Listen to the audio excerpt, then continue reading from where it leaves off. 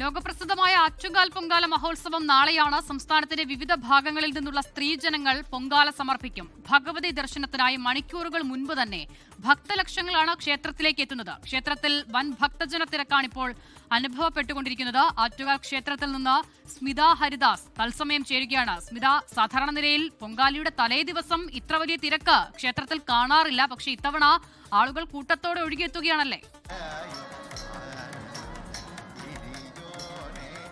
അത് തന്നെയാണ് സിത. ഇത് രാത്രി പകലായി മാറുക എന്നൊക്കെ നമ്മൾ അതിശയോക്തി കലർത്തി പറയാറുണ്ട്. പക്ഷെ ഇന്നിപ്പോൾ ഈ സമയത്ത് ഇപ്പോൾ 9 മണിയാകുന്നു അല്ലേ?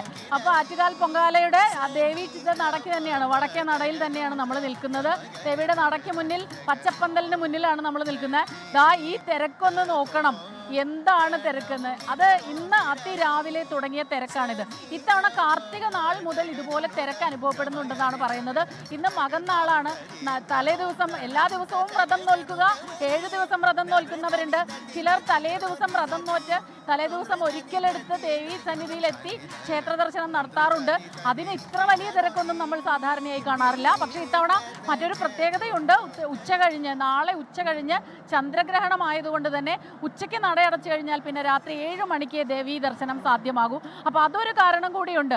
പൊങ്കാല ഇടുന്നതിന് മുൻപും പൊങ്കാല ഇട്ട് കഴിഞ്ഞും ദേവി ക്ഷേത്ര സന്നിധിയിലെത്തി ദേവിയെ ദർശിക്കാറുണ്ട് സ്ത്രീകളെ, ഭക്തജനങ്ങളെല്ലാവരും തന്നെ. അപ്പോൾ അത് സാധ്യമായില്ലെങ്കിലോ എന്നുള്ള ഒരു ആശങ്കയുണ്ട്. അതുകൊണ്ടാണ് എന്ന് തോന്നുന്നു ഇത്തവണ വലിയ തിരക്കാണ്. തിരക്കെന്ന് പറഞ്ഞാൽ ഇത്തവണ തീർച്ചയായിട്ടും അടുത്തൊരു റെക്കോർഡ് ഉണ്ടാവും എന്ന് തന്നെയാണ് ഞാൻ പ്രതീക്ഷിക്കുന്നത്. ഇവിടെ നമ്മുടെ 2 ചേച്ചിമാരുണ്ട്. ചേച്ചി എവിടെ നിന്ന്? ഞാൻ മഞ്ഞുമ്മല് ആലുവ. അതെ അതെ അതെ, ചേർത്തല കാണിച്ചുടങ്ങര. എൻ്റെ പേര് ശൈലജ. എല്ലാ കൊല്ലം വരാം? ഞാനിപ്പോൾ തുടർച്ചയായിട്ട് 4 വർഷമായി വരുന്നു. ഇത്തവണ ഈ തിരക്ക് ചേച്ചി ഭയങ്കര തിരക്കുണ്ട്. ഞങ്ങൾക്ക് ഇത്രയും തിരക്ക് ഇതിനു മുമ്പ് അനുഭവപ്പെട്ടിട്ടില്ല. സാധാരണ തലേ ദിവസം ഇത്രയും തിരക്ക് നമ്മൾ. അതെ അതെ അതെ അതെ അതെ അതെ അതെ. നാളെ ചന്ദ്രഗ്രഹണമാണല്ലോ, ഉച്ച കഴിഞ്ഞിട്ടുണ്ടാവില്ല എന്നാണ് ഞങ്ങൾ സാധാരണ ഇത് പൊങ്കാല ഇട്ട് കഴിഞ്ഞാൽ ഒന്നും കൂടി വന്ന് തൊഴാറുണ്ട്. ഞങ്ങൾക്ക് പറ്റുമോ ഇല്ലയോ എന്ന് അറിയത്തില്ല. കാരണം 2:30 കഴിയുമ്പോഴേക്കും അടയ്ക്കുമെന്നാണല്ലോ പറഞ്ഞത്. അത് മറ്റുകാലമ്മ വിളിച്ചാൽ വെളിപ്പുറത്തെന്നാണ്. തീർച്ചയായിട്ടും തീർച്ചയായിട്ടും ഭയങ്കര സന്തോഷം ഞങ്ങൾക്ക്. അപ്പോൾ ഇതാണ് കണ്ടോ, ഈ ചേച്ചി 4-5 വർഷമായിട്ട് സ്ഥിരം വരുന്നതാണ്.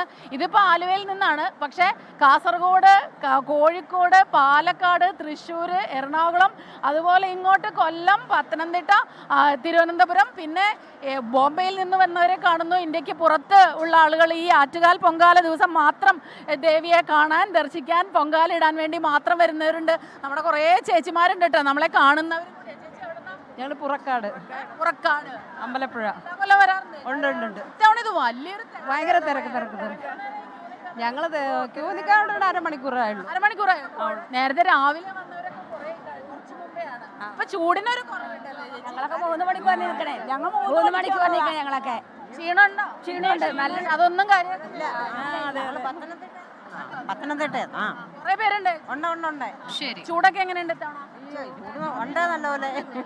ഇടം കിട്ടിയോ? എവിടെയാണ് ഇത് പൊങ്കാല? മണക്കാട്. അല്ലല്ല, പൊങ്കാല മണക്കാട്. ഓക്കെ സ്മിത, എന്തായാലും നാളെയാണ് പൊങ്കാലയെങ്കിലും ഇന്നേ എല്ലാവരും അവിടേക്ക് എത്തുന്നുണ്ട്. ഈ പറഞ്ഞതുപോലെ നാളെ ദർശനത്തിനുള്ള സമയത്തിൽ ക്രമീകരണമുണ്ട്. അതുകൊണ്ട് ഇന്ന് തന്നെ ഭക്തജനങ്ങളൊക്കെയും ക്ഷേത്രത്തിലേക്ക് എത്തി തൊഴാനുള്ള ആ കാത്തിരിപ്പിലും തയ്യാറെടുപ്പിലും ഒക്കെയാണ്. വലിയ തിരക്കാണിപ്പോൾ അവിടെ അനുഭവപ്പെടുന്നത്. ലോകത്തെവിടെയായാലും ഏത് സമയത്തും 24 വാർത്തകളും ഓഗ്മെന്റഡ് റിയാലിറ്റി പാക്കേജുകളും എക്സ്പ്ലെയിനറുകളും വിശദമായി കാണാൻ ഞങ്ങളുടെ യൂട്യൂബ് ചാനൽ നിങ്ങൾക്ക് സബ്സ്ക്രൈബ് ചെയ്യാം.